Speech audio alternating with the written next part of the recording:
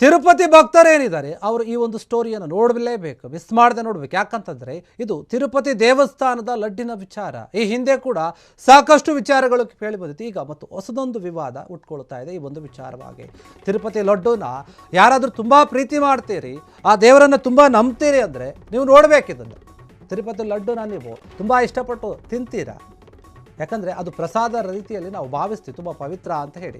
ತಿರುಪತಿ ಲಡ್ಡಿಗಾಗಿ ಅದೆಷ್ಟೋ ಜನ ಭಕ್ತರು ಮುಗಿಬೀಳ್ತಾರೆ. ಸಿಕ್ಕರೆ ಸಾಕು ದೇವರ ಆಶೀರ್ವಾದ ಸಿಕ್ತು ಅಂದ್ಕೊಳ್ತಾರೆ. ಆದರೆ ತಿರುಪತಿ ಲಡ್ಡಿಗೆ ಹೇಗೆ ತಯಾರಾಗುತ್ತೆ, ಅದರಲ್ಲಿ ಏನೇನು ಮಿಕ್ಸ್ ಮಾಡ್ತಾರೆ ಅನ್ನೋದು ಈಗ ಮತ್ತೆ ಬಯಲಾಗ್ತಾ ಇದೆ. ತಿರುಪತಿ ಲಡ್ಡು ಯಾರ್ಯಾರು ಯಾವ ರೀತಿಯಾಗಿ ತಯಾರು ಮಾಡ್ತಾ ಇದ್ದಾರೆ ನೋಡಿ. ಈ ಲಡ್ಡಿಗೆ ಟಾಯ್ಲೆಟ್ ಕ್ಲೀನ್ ಮಾಡುವಂತಹ ರಾಸಾಯನಿಕವನ್ನು ಬಳಸಲಾಗ್ತಾ ಇದೆ ಅನ್ನುವಂತಹ ಗಂಭೀರ ಆರೋಪ ಬರ್ತಾ ಇದೆ. ಸಿಎಂ ಎನ್ ಚಂದ್ರಬಾಬು ನಾಯ್ಡು ಅವರು ಗಂಭೀರ ಆರೋಪವನ್ನು ಮಾಡ್ತಾ ಇದ್ದಾರೆ. YSRCP ಏನಿತ್ತು ಆ ಒಂದು ಪಕ್ಷ ಇದ್ದಾಗ, ಅಧಿಕಾರದಲ್ಲಿದ್ದಾಗ ಅವ್ರು ಮಾಡಿದಂತಹ ಎಡವಟ್ಟು, ಲಡ್ಡು ತಯಾರಕ್ಕೆ ಬಳಸ್ತಿದ್ದಂತಹ ತುಪ್ಪದಲ್ಲಿ ರಾಸಾಯನಿಕ ವಸ್ತುಗಳ ಬಳಕೆ ಆಗ್ತಾ ಇದೆ ಅಂತ ಹೇಳ್ತಾ ಇದ್ದಾರೆ. ಪ್ರಸಿದ್ಧ ಶ್ರೀಶೈಲಂ ದೇವಸ್ಥಾನಕ್ಕೂ ಕೂಡ YSRCP ಆ ಪಕ್ಷದವರು ಈ ರೀತಿ ಎಡವಟ್ಟು ಮಾಡ್ಕೊಂಡಿದ್ದಾರೆ, ಕಲಬೆರಕೆ ತುಪ್ಪವನ್ನು ಪೂರೈಕೆ ಮಾಡಿದ್ರು ಅಂತ ಆರೋಪ ಮಾಡ್ತಾ ಇದ್ದಾರೆ ಚಂದ್ರಬಾಬು ನಾಯ್ಡು ಅವರು.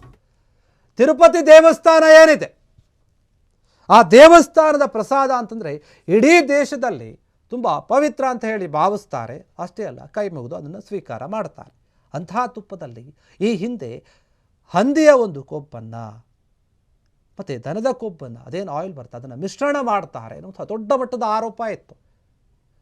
ಜಗನ್ಮೋಹನ್ ರೆಡ್ಡಿ ಅವರು ಅಧಿಕಾರದಲ್ಲಿದ್ದಾಗ ಈ ರೀತಿಯಾಗಿ ಕಲಬೆರಕೆಯನ್ನು ಮಾಡಿದ್ರು, ಪ್ರಸಾದವನ್ನು ಮೈಲಿಗೆ ಮಾಡಿಬಿಟ್ಟಿದ್ರು ಅನ್ನುವಂಥ ದೊಡ್ಡ ಆರೋಪ ಬಂದಿತ್ತು.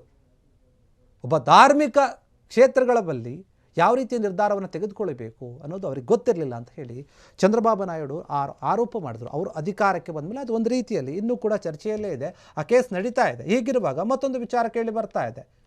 ತಿರುಪತಿ ಲಡ್ಡುಗಾಗಿ ಸಾಕಷ್ಟು ಜನ ಭಕ್ತರು ಬರ್ತಾರೆ, ಎಲ್ಲ ಕೇಳಿಕೊಳ್ತಾರೆ. ಅದೇನೇ ಇದ್ದರೂ ಕೂಡ ಈ ಲಡ್ಡು ವಿವಾದ ಇನ್ನೂ ಕೂಡ ಚರ್ಚೆಯಲ್ಲೇ ಇದೆ. ಅದರಲ್ಲಿ ಏನೇನು ಬೆರೆಸ್ತಾರೆ ಅನ್ನೋದನ್ನು ಕೇಳ್ತಾ ಇದ್ರೆ ನಮಗೆ ಶಾಕ್ ಆಗ್ತಾ ಇದೆ. ಇದೆಲ್ಲವೂ ಕೂಡ ನಿಜವಾಗ್ಲೂ ಕೂಡ ಬಳಸ್ತಾರೆ. ಈ ರೀತಿಯಾಗೆಲ್ಲ ಈ ಲಡ್ಡು ತಯಾರಾಗುತ್ತಾ? ತಿರುಪತಿ ಲಡ್ಡುಗೆ ಟಾಯ್ಲೆಟ್ ಕ್ಲೀನ್ ಮಾಡುವಂತಹ ಕೆಮಿಕಲನ್ನು ಯೂಸ್ ಮಾಡ್ತಾ ಇದ್ದಾರೆ.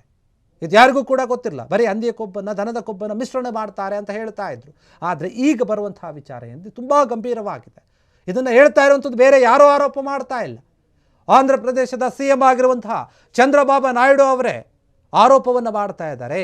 YSRCP ಸರ್ಕಾರ ಏನಿತ್ತು ಅವರ ಅವಧಿಯಲ್ಲಿ ಮಾಡಿದಂತಹ ಕೃತ್ಯ ಇದು ಒಂದೊಂದೇ ಬಯಲಾಗ್ತಾ ಇದೆ. ಇದು ಕೂಡ ಈಗ ಕೆಮಿಕಲನ್ನು ಯೂಸ್ ಮಾಡ್ತಾ ಇದ್ರು. ಲಡ್ಡನ್ನು ರೆಡಿ ಮಾಡಬೇಕಾದ್ರೆ ತುಪ್ಪದಲ್ಲಿ ಕೆಮಿಕಲನ್ನು ಇವರು ಯೂಸ್ ಮಾಡ್ತಾ ಇದ್ರು ಎನ್ನುವಂಥ ಅಂಶ ಬೆಳಕಿಗೆ ಬರ್ತಾ ಇದೆ. ಇವರು ಆರೋಪವನ್ನು ಕೂಡ ಮಾಡ್ತಾ ಇದ್ದಾರೆ. ಅಷ್ಟೇ ಅಲ್ಲ, ಸುಪ್ರಸಿದ್ಧವಾದಂತಹ ಶ್ರೀಶೈಲಂ ದೇವಸ್ಥಾನಕ್ಕೂ ಕೂಡ YSRCP ಆಡಳಿತಾವಧಿಯಲ್ಲಿ ಏನಾಗಿತ್ತು ಅಂತಂದರೆ ಕಲಬೆರಕೆ ತುಪ್ಪವನ್ನು ಪೂರೈಕೆ ಮಾಡಲಾಗಿತ್ತು. ಎರಡೂ ದೇವಸ್ಥಾನದಲ್ಲಿಯೂ ಕೂಡ ಇವರು ಈ ರೀತಿಯಾಗಿ ಮಾಡಿದ್ದಾರೆ.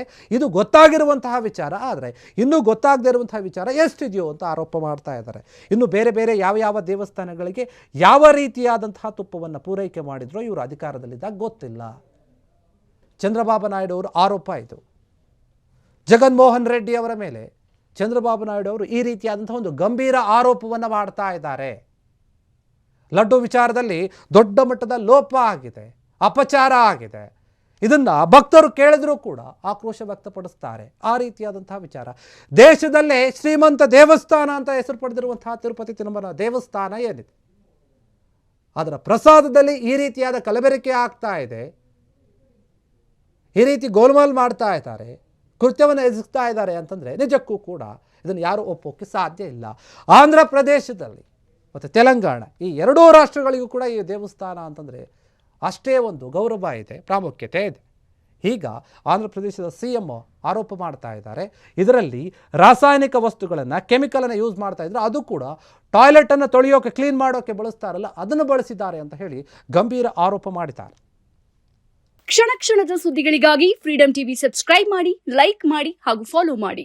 ಹೊಸ ಸುದ್ದಿಗಳ ನೋಟಿಫಿಕೇಶನ್ಗಾಗಿ ಬೆಲ್ ಐಕಾನ್ ಮೇಲೆ ಕ್ಲಿಕ್ ಮಾಡಿ.